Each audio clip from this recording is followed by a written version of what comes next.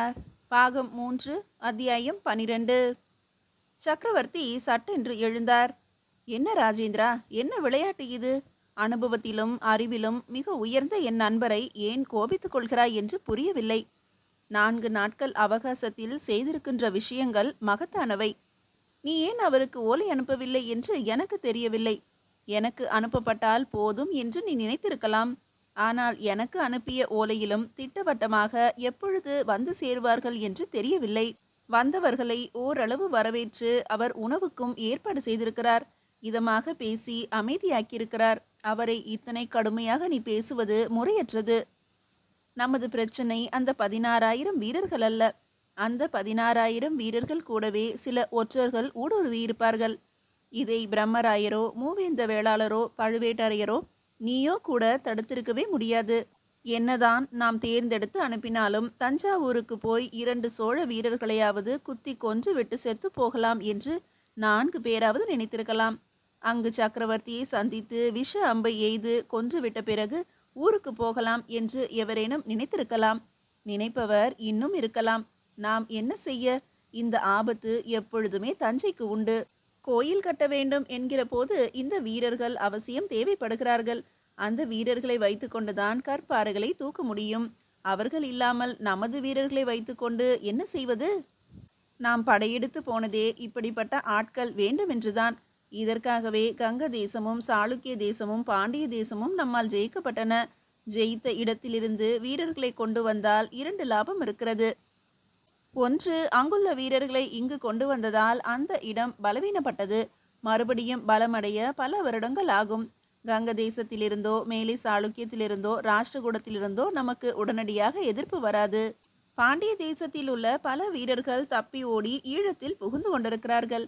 அங்கு அனாதையாக திரிந்து கொண்டிருக்கிறார்கள். சிலர் சேர தேசத்து மலைகளில் புகுந்து கொண்டிருக்கிறார்கள். நம்மால் முழுவதும் அடக்க முடியாத விஷயம் சேர தேசம்தான். அங்கிருந்து கிளம்பிய ஆட்கள் மற்றவர்களை தந்திரமாக தூண்டிவிடுவதும் ஆயுத பயிற்சி கொடுப்பதும் பிறகு அதையே தொடர்ந்து செய்வதால் நமக்கு ஆபத்தாகவும் முடியும்.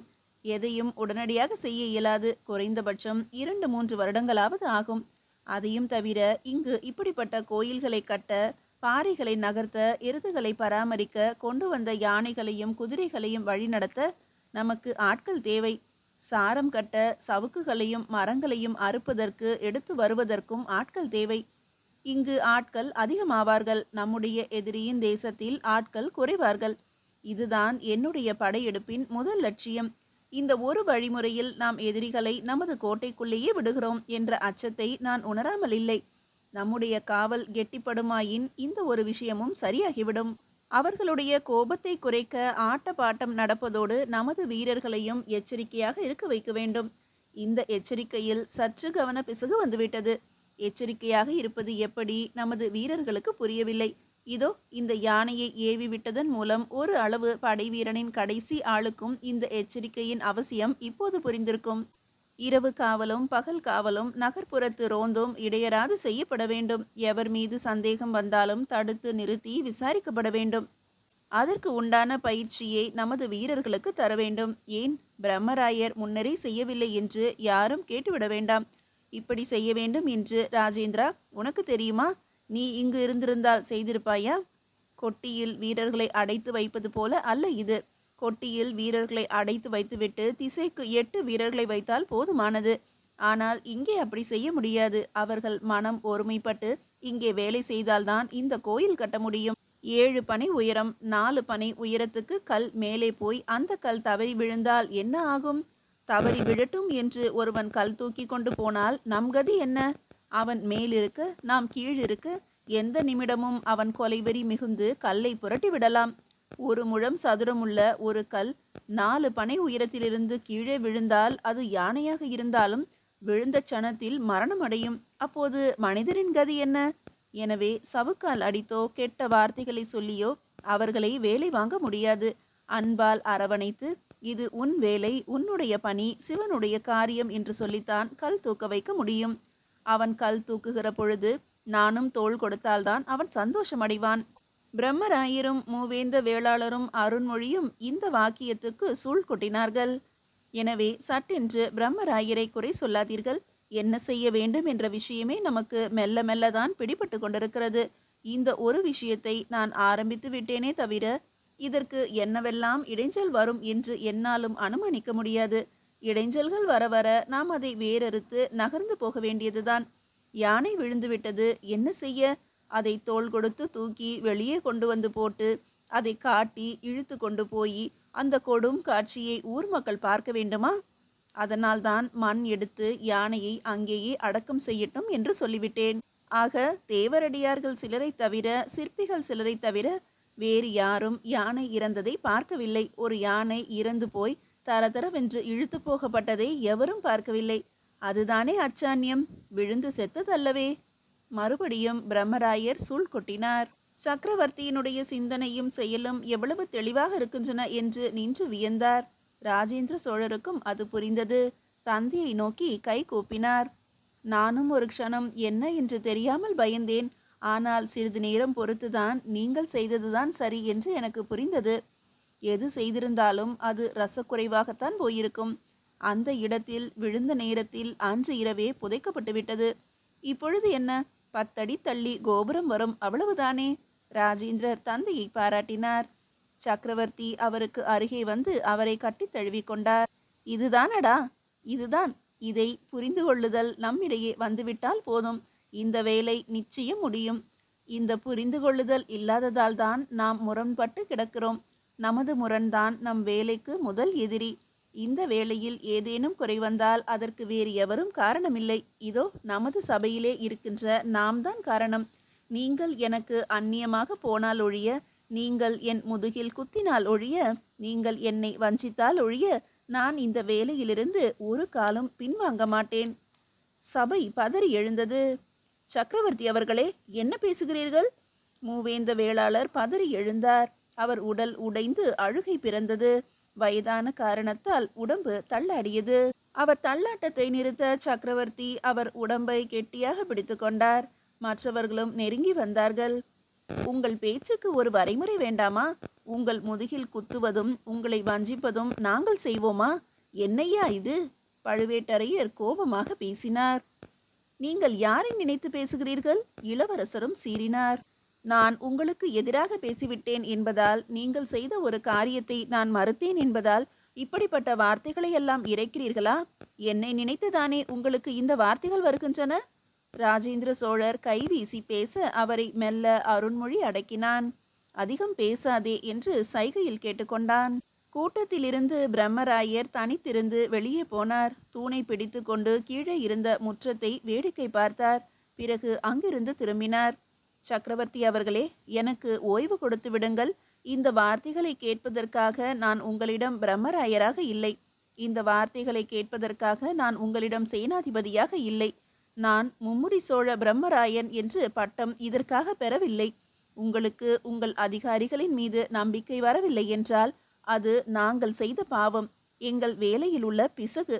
இந்த வார்த்தைகளை நீங்கள் இறைத்ததின் நோக்கம் எங்களுக்கு தெரியவில்லை. ஆனால் இது கொடுத்த வலி மகத்தானதாக இருக்கிறது. உங்கள் முதுகில் குத்துவது என்ற ஒரு விஷயத்தை சர்வ சாதாரணமாக வார்த்தையாக்கி சொல்கிறீர்களே, என்ன பாவம் செய்திருக்கிறோம் என்று தெரியவில்லை. பிரம்மராயர் மிகுந்த வருத்தத்துடன் பேசினார். ஆனால் குஞ்சரமல்ல பெருந்தச்சர் மட்டும் இந்த வார்த்தைக்கு அதிரவில்லை. சபை ஏன் தவறாக நினைத்து கொள்கிறது என்று புரியவில்லை. இந்த வேலை நிற்குமாயின் அதற்கு காரணம் என்ற ஒரு வார்த்தை சொன்னாரே தவிர, அதன் பொருட்டும் இந்த வேலை நிற்காது என்றுதான் நான் நினைத்து கொண்டிருக்கிறேன். நீங்கள் ஒருபோதும் எந்த தவறும் செய்ய போவதில்லை, ஒரு எதிர்ப்பும் காட்டப் போவதில்லை. நீங்கள் துணையாக இருக்க இந்த வேலை நிச்சயம் நடைபெறும் என்பதை சக்கரவர்த்தி வேறு விதமாக சொல்கிறார். தவிர உங்களை யாரும் துரோகி என்று சொல்லிவிடவில்லை. எனவே கோபமாக பேசுவதை தயவு செய்து கொஞ்சம் கட்டுப்படுத்தி கொள்ளுங்கள். இளவரசரும் பதற வேண்டிய அவசியமே இல்லை. சக்கரவர்த்தி சொல்லுகின்ற ஒரு உண்மையை தயவு செய்து புரிந்து கொள்ளுங்கள். நிற்காதையா, இந்த வேலை நிற்காது. இந்த வேலை நிற்குமாயின் இந்த சபை காரணம், அவ்வளவுதானே. இதில் ஏன் இத்தனை கோபப்படுகிறீர்கள்? வார்த்தைகளை வேறு விதமாக புரிந்து கொண்டு ஏன் ஆத்திரப்படுகிறீர்கள்? குஞ்சர மல்லர் சொன்னது சரி. சக்கரவர்த்தி அவர் பேசியதை உடனடியாக ஆமோதித்தார். ஆனால் பழுவேட்டரையர் அதை ஏற்கவில்லை. நீங்கள் என் முதுகில் குத்தினால் ஒழிய என்று சக்கரவர்த்தியார் பேசியது எங்களை நோக செய்கிறது. பரம்பரை பரம்பரையாக சோழ தேசத்திற்கு வேலை செய்த என் குலத்தையே இழிவுபடுத்தியது போல இருக்கிறது. இது வெகு அதிகம் பழுவேட்டரையரே. அருண்மொழி மிருதுவான குரலில் அவரை சமாதானப்படுத்தினான். சக்கரவர்த்தி கை கூப்பினார். மன்னித்து கொள்ளுங்கள், இந்த சபை என் உயிர் போன்றது. இந்த சபை இல்லையெனில் சக்கரவர்த்தியாக நான் நிற்கவே முடியாது. ராஜராஜரின் ஒவ்வொரு வளர்ச்சிக்கும் நீங்கள் அல்லாமல் வேறு எவரும் காரணமல்ல. நீங்கள் மட்டுமா? இன்னும் வல்லவரையர் வந்தியத்தேவர், என் தமக்கை குந்தவையார், என் மருமகன் விமலாதித்தன் என்று பல பேர் காரணமாக இருக்கிறார்கள். குஞ்சரமல்லர் சொன்னது போல இந்த இறைப்பணி ஒரு நாளும் நிற்காது என்றும் அழுத்தம் திருத்தமாக சொல்லவே விரும்புகிறேன். சபை அமைதியாகியது. மெல்ல பஞ்சவன் மாதேவி உள்ளே வந்தாள். சாப்பிட வரலாமே, சாப்பிட்டு கொண்டே அனைவரும் பேசலாமே என்றாள். ஆமாம், அதுதான் நல்லது என்று சக்கரவர்த்தி எழுந்திருக்க எல்லோரும் எழுந்தார்கள். பட்டமகிஷி உள்ளே வேகமாக நடந்து கை தட்டினாள். அதிகாரச்சிகள் விரைவானார்கள். பெரிய பாத்திரம் கொண்டு வந்து அந்த இடத்திற்கே சொம்பு நீர் கொண்டு வந்து வெளியே கை நீட்ட சொல்லி கை கழுவ சொன்னார்கள். முதல் மாடியிலிருந்து ஒவ்வொருவரும் கை நீட்ட பெண்கள் நீர் ஊற்றினார்கள். சுவையான வெள்ளப்பிட்டு விதவிதமான பருப்புகள் போட்டு வறுத்தது பாத்திரத்தில் வைக்கப்பட்டது. பிரம்மராயர் மட்டும் சொம்பில் நீர் எடுத்துக்கொண்டு அந்த முற்றத்தின் முனைக்கு போய் கை கால் கழுவி கொண்டார். துணியை ஈரமாக்கி முகம் துடைத்து கொண்டார். சிறிது நேரம் கிழக்கு பார்த்து மாத்தியானம் சொன்னார். சூரியனை விரல்களுக்கு நடுவே வைத்து பார்த்தார். 3 உளுந்து அளவிற்கு நீர் குடித்தார். பிறகு மெல்ல காயத்ரி ஜெபம் சொல்லியபடியே உள்ளே நுழைந்தார். மற்றவர்கள் அமர்ந்திருக்க பிரம்மராயர் கடைசியாக வந்து அமர்ந்ததும் அனைவரும் பிட்டு தொன்னையை எடுத்து கொண்டார்கள். உணவு பரிமாறப்பட்டது. சக்கரவர்த்திக்கு அருகே சமமாய் ராஜேந்திரருக்கு ஆசனம் போடப்பட்டது. அதற்கு அருகே பழுவேட்டரையரும், சக்கரவர்த்தியின் இன்னொரு பக்கம் பிரம்மராயரும், பிரம்மராயருக்கு பக்கத்தில் மூவேந்த வேளாளரும் இருக்க அருண்மொழி கடைசி இல்லையில் அமர்ந்து கொண்டான். அருண்மொழிக்கு நேர் எதிரே நித்த வினோத பெருந்தச்சனும் இருந்தான். குஞ்சரமல்லர் அருண்மொழியின் எதிர்ப்பக்கம் 4 ஆசனங்கள் தள்ளி அரசருக்கு எதிரே அமர்ந்திருந்தார்.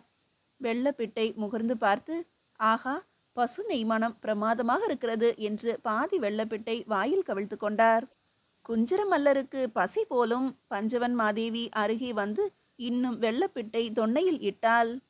ஆமாம் அம்மா, எப்போது பேசி முடிப்பார்கள் என்று காத்து கிடந்தேன். அதனால்தானா நல்ல பிள்ளையாகி சக்கரவர்த்தியை ஆதரித்தீர்?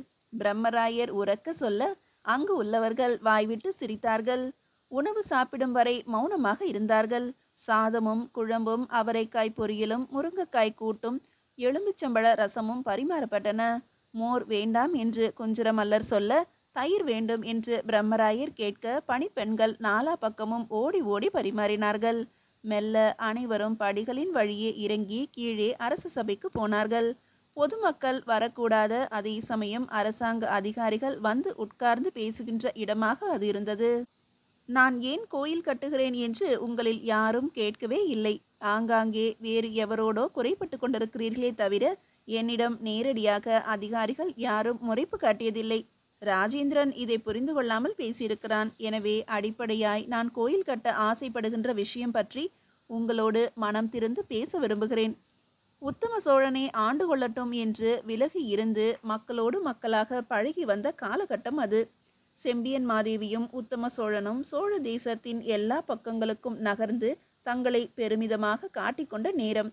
பிரம்மராயர்களாக ரவிதாசனும் பரமேஸ்வரனும் ஆளுமையில் இருந்த காலம்.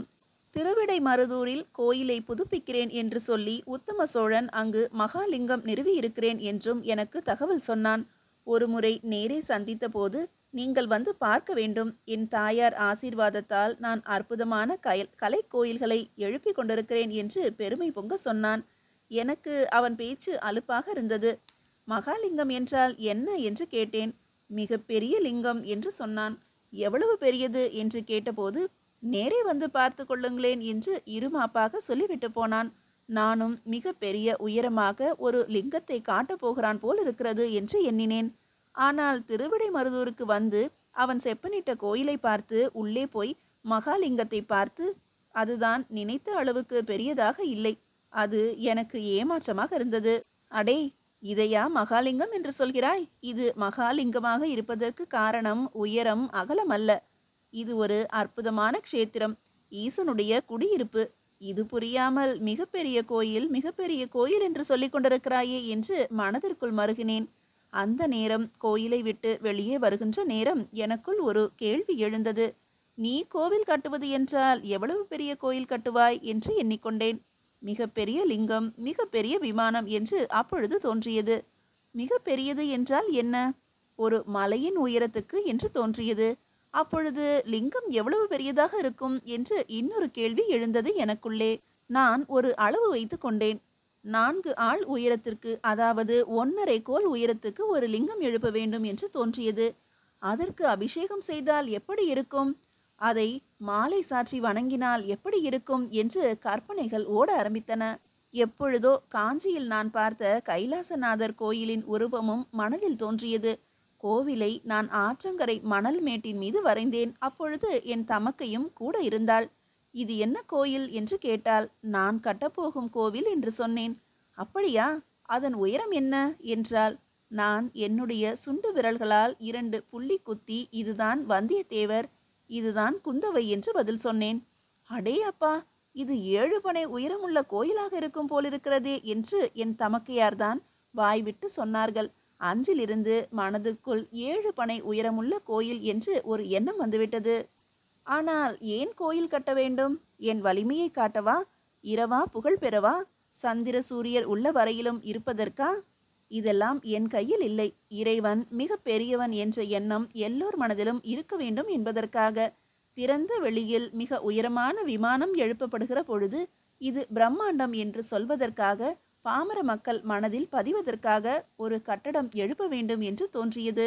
காலம் காலமாக இந்த எண்ணம் நிலைத்து நிற்க வேண்டும் என்பதற்காக அந்த கட்டடத்தை செங்கல் தளியாக செய்யாமல் கற்றளியாக செய்ய வேண்டும் என்று தோன்றியது.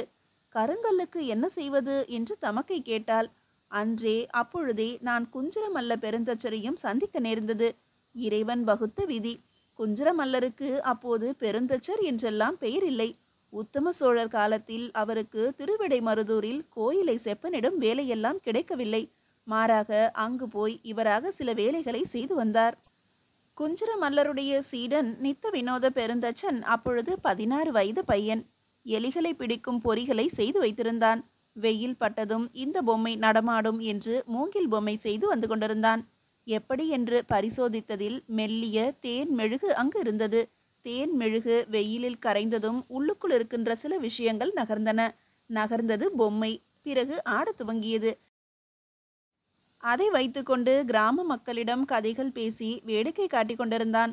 குஞ்சரமல்லன் அவனை எனக்கு அறிமுகப்படுத்தி வைத்தார். கூறிய அறிவும் நல்ல ஞாபக சக்தியும் உடையவனான அந்த நித்த வினோத பெருந்தச்சன் நாரத்தை மலையிலிருந்து கல் கொண்டு வரலாம் என்று சொன்னதும் அப்பொழுதுதான். குஞ்சரமல்ல பெருந்தச்சர் மறுத்து திருவக்கரை கற்கள் என்று சொன்னபோது, திருவக்கரை கற்கள் நமக்கு தேவையில்லை, தேவையெனில் சிற்பங்கள் செய்வதற்கு அங்கிருந்து கற்களை எடுத்துக்கொண்டு வரலாம். ஆனால் அடித்தள கற்களுக்கு அவ்வளவு தொலைவு போக வேண்டியதில்லை. நடுவே ஆறுகள் வேறு இருக்கின்றன.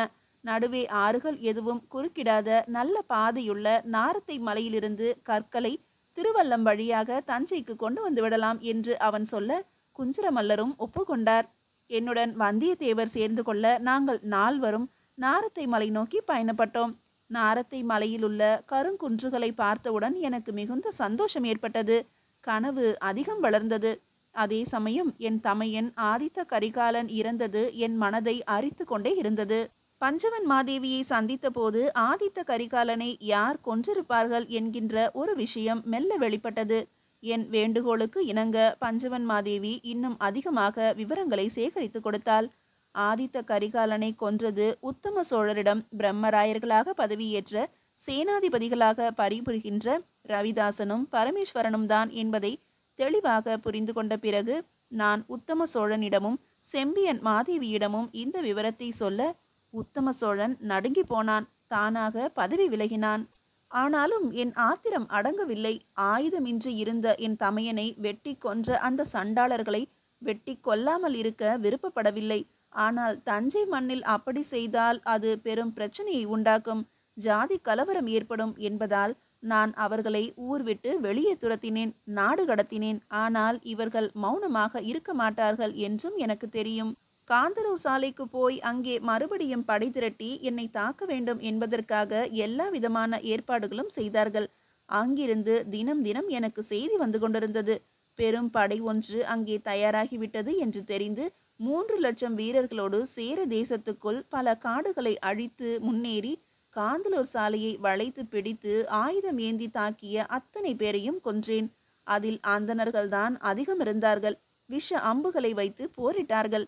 ஆனால் நாங்கள் பிரம்பில் முடைந்த கேடயங்களை தாங்கி அந்த அம்புகளை தடுத்து நிறுத்திவிட்டு சுடர்விட்டு எரியும் தீப்பந்தங்களை சராமாரியாக உள்ளே அடித்தோம். முற்றிலும் மரத்தால் ஆன அந்த கேரளத்து கோட்டை 6 நாழிகையில் தகர்ந்து போயிற்று.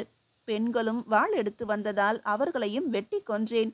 ரவிதாசனும் பரமேஸ்வரனும் ஈழத்துக்கு போய் அங்கிருந்து காந்தாரம் போய்விட்டார்கள் என்பது தெரிந்தது. என்னுடைய முதல் போர் அது. மிக மிக மோசமான போர். அந்த போரின் தாக்கம் பல இரவுகள் என்னை தொந்தரவு செய்தது. அந்தணர்களை வெட்டி கொள்வது தவறு என்று வேதத்தில் சொல்லப்பட்டிருப்பதால் அதற்கு பரிகாரமும் செய்ய விரும்பினேன். அது எந்த சாபம், அது என்னை அழிக்குமா என்பதற்காக அல்ல. என் மகன் ராஜேந்திரனை அந்த சாபம் தாக்கிவிடக் கூடாது என்பதற்காக நான் அன்றைக்கு சிவனுக்கு மனதிற்குள் மிக பெரிய கோயில் ஒன்றை கட்டிவிட்டே மரணமடைவேன் என்று சபதமிட்டேன். நான் கோவில் கட்டுவதற்கு காரணம் என்னுடைய பெருமைக்கு அல்ல. நான் செய்த சில விஷயங்கள் என் மகனை தீண்டக்கூடாது, அவன் வாழ்க்கையை கலைத்துவிடக்கூடாது, என் பரம்பரை கருகிவிடக்கூடாது. என் மகனின் மகன், என் மகனின் பேரன் சகலரும் இங்கு சோழ தேசத்தை வளமாக்கி கொண்டு அற்புதமாக சிவநெறியில் தழைத்து கொண்டிருக்க வேண்டும் என்பதற்காக எல்லோருடைய மனக்கேதங்களும் தீர்க்கும்படி மிக பெரிய விமானம் கொண்ட மிக பெரிய ஆவுடையாரும் லிங்கமும் கொண்ட சிவன் உருவை நிறுவ விரும்பினேன். சரித்திரத்தில் இடம்பெறும் ஆசையெல்லாம் எனக்கு இல்லை. சரித்திரத்தில் நான் இடம்பெறுவேனா இல்லையா என்பது இறைவனின் விருப்பம். நான் கட்டுகின்ற இந்த கோவிலை காலம் விழுங்கிவிடக்கூடாது என்பதற்காகத்தான் கற்றளியாக கட்டுகிறேன். அந்தணர்களின் சாபம் தீர கட்டுகிறேன். என்னுடைய அடுத்த வாரிசான ராஜேந்திரனின் வாழ்வு நன்கு இருக்க வேண்டும் என்ற எண்ணத்தில் கட்டுகிறேன். சோழ தேசத்தின் செழிப்பு சந்திர சூரியர்கள் இருக்கும் வரையில் இருக்க வேண்டும் என்று கட்டுகிறேன். ராஜேந்திரா, நான் சுயநலமே இல்லையடா. சோழ நாகரிகம் மிக உயர்ந்தது என்பதை இந்த பூமி கடைசி வரையில் புரிந்து கொள்ள வேண்டும். தமிழ் பேசுகின்ற இந்த நாகரிகம் அற்புதமானது என்பதை இதற்கு பின்னால் வேறு எந்த அந்நியர் ஆண்டாலும் அது சொல்லப்பட வேண்டும். ஒருவேளை பிறகு பாண்டியர்கள் உள்ளே நுழைந்தால், சாளுக்கியர்கள் உள்ளே நுழைந்தால், ராஷ்டிரகூடர்கள் கைப்பற்றிவிட்டால், சாளுக்கியர்கள் நமது தோழமையை மறந்து பகைமை பாராட்டி உள்ளே வந்தால், அப்போது கோட்டை அழியலாம், வீடுகள் அழியலாம், அரண்மனை அந்தப்புறங்கள் அழியலாம். ஆனாலும் அழிக்க முடியாத ஒரு விஷயமாக இந்த கோயில் இருக்க வேண்டும் என்ற ஆசையில் இந்த நாகரிகம் மட்டும் பேசப்பட வேண்டும் என்ற விருப்பத்தில் செய்கிறேன். இதை செய்வதற்கு உங்களின் அனைவரின் ஒத்துழைப்பையும் எதிர்பார்க்கிறேன். சக்கரவர்த்தி நிதானமாக பேசி முடித்து கண்களை மூடிக்கொள்ள ராஜேந்திரர் முன்னே வந்து மண்டியிட்டார். தகப்பனின் மடியில் தலை சாய்த்து கொண்டார். அவர் இடுப்பை பற்றி கொண்டு மெல்ல விசும்பத் துவங்கினார். மீதியை அடுத்த அத்தியாயத்தில் காணலாம்.